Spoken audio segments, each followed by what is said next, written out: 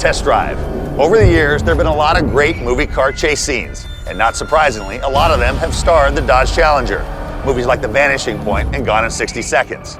This location has also seen its share of Hollywood blockbusters. Movies like Terminator 2, Mission Impossible 3, and Black Rain were filmed here at the California Steel Yards in Fontana, California. Our next guest is also no stranger to the bright lights of Hollywood, fast cars, and fast bikes. He was one of the founders of the freestyle motocross movement and perhaps that sport's first icon.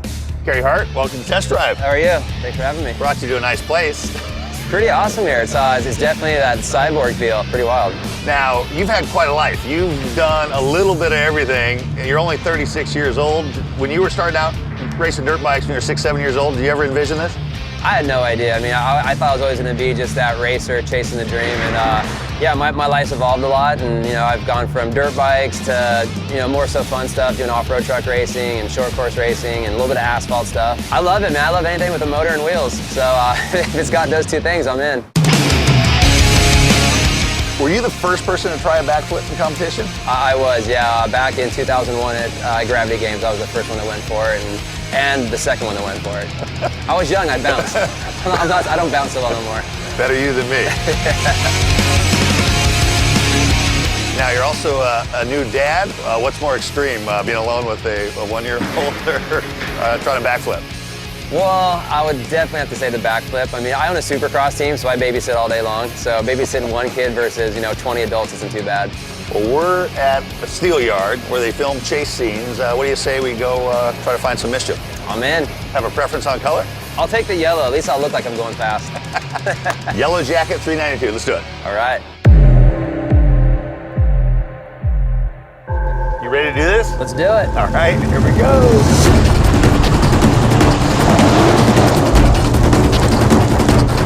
Go hard outside of turn 1.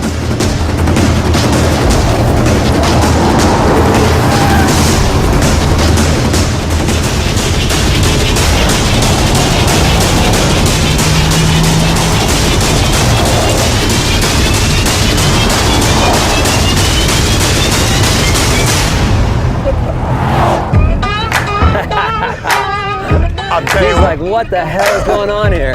That shot out the back with the dust and that Challenger drifting through there looks straight out the back window in a chase scene. Oh, awesome. I gotta ask you, you've broken 80-some bones, but you're still jumping. Yeah, I mean, it's definitely something that's in my blood. You know, I got to be in some sort of a driver's seat, handlebars in hand, something. You know, it's just in me. Like, I'm not just going to go sit on the couch, and I love to ride. It's so ironic. I'm sure you get the same thing. All the stuff I used to get in trouble for when I was young, I get paid for now. Yeah, isn't it great? It's outstanding. Now, SRT is street and race technology, and it's sort of the performance division of Chrysler. What they're trying to do is, you know, tap into the heritage of the past, but in a modern way. But they're not just going to flood the market. I think all of them are still going to be limited edition. So, like that, the yellow jacket car, they're going to make a certain amount, and that'll be it. I mean, that's the way it should be. I mean, if you're going to invest in a car like this, I mean, you're investing in performance, and it would be a huge disappointment if you saw one, you know, if you passed by 4 or 5 on your way to work every morning. So I guess guys in their cars is kind of like girls in the dress. They don't want to show up at the party with the girl in the same dress, right? Exactly, you know, and I'm kind of like girls with shoes. I like to have a different car for each day of the week, so I think I might have to get one of these bad boys. This is like a steel-toed boot. Yeah, it is. I got a nice heavy foot for it, so I'm good. It's such a trip. I mean, this plant was built in the middle of World War II, far enough from the coast that the bombers couldn't get here, because this was shortly after Pearl Harbor. Look at the size of that building. That thing is amazing. I mean, you just see these towers here, the rusted towers and those shot out windows, crumbling brick walls. It's just like apocalyptic. Yeah, I feel like I'm straight out of Mad Max driving around. You think we can get inside where those train tracks are at?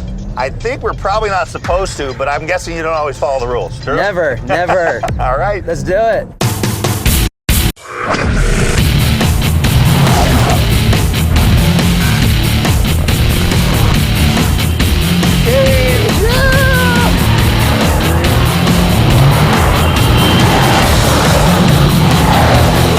That thing sounds nasty. I can hear your exhaust through my earpiece. I can hear your car lighting up in front of mine.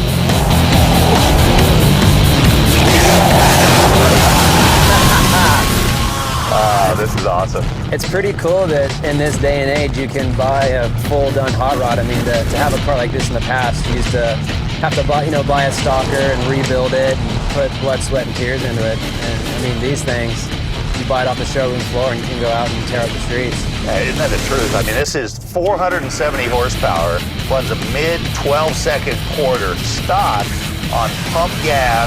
That's awesome. If I had one of these, I think I would just romp it all the time. What do you think of the styling?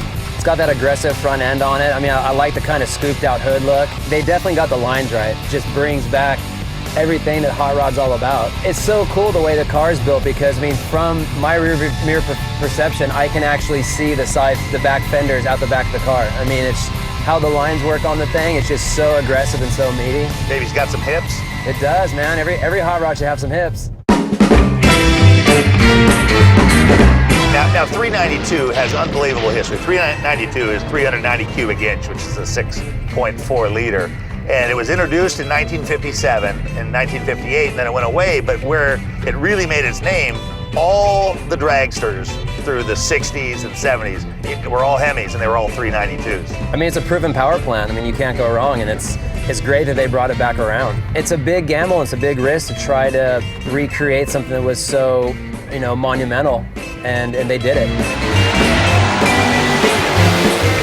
Yeah, Don Garlett's, I think first guy over 200 miles an hour with his Swamp Rat. It wasn't just drag race, then they went to Bonneville, but back then it was all straight line. Those cars didn't stop or turn worth a darn. That's a whole different deal now.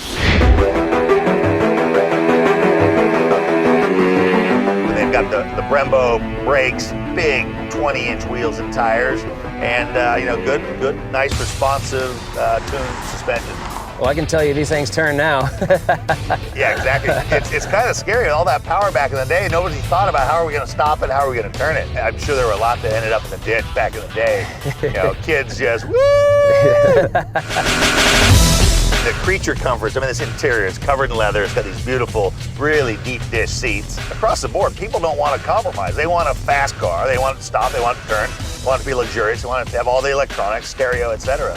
I mean, that's it. I mean, even nowadays, like when you redo a hot rod, I mean, unless you're looking to do something rat rod style, you're redoing it in nice leather and electronic gauges. I mean, that's the whole idea, is to be able to, bring the past back, up to present. And I'm pretty sure there's probably some rat rods with like hidden air conditioners and, yeah. and stuff like that. I tell you what, I mean, you know how it is, especially too, like the wife can appreciate horsepower, but she wants to be comfortable too. Amen. Thank God for women. I can blame it on her why I want a nice interior. Yeah, that's right. Still keep your credibility. Exactly. It's for the wife. Yeah.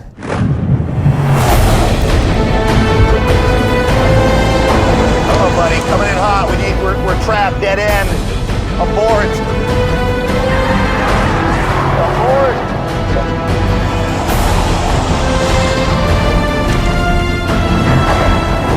Yeah, that's what I'm talking about. That was amazing. Good time. 2 brand new Dodges, abandoned steel mill, dirt road, 940 horsepower between the two of them. Yeah, you can't complain. A brand new car down a dirt road. I love it. Hey, bud, thanks for leaving Malibu and coming to the garden spot that is Fontana, California. Hey, man, no problem. Thanks for letting me come beat the crap out of these cars. Anytime.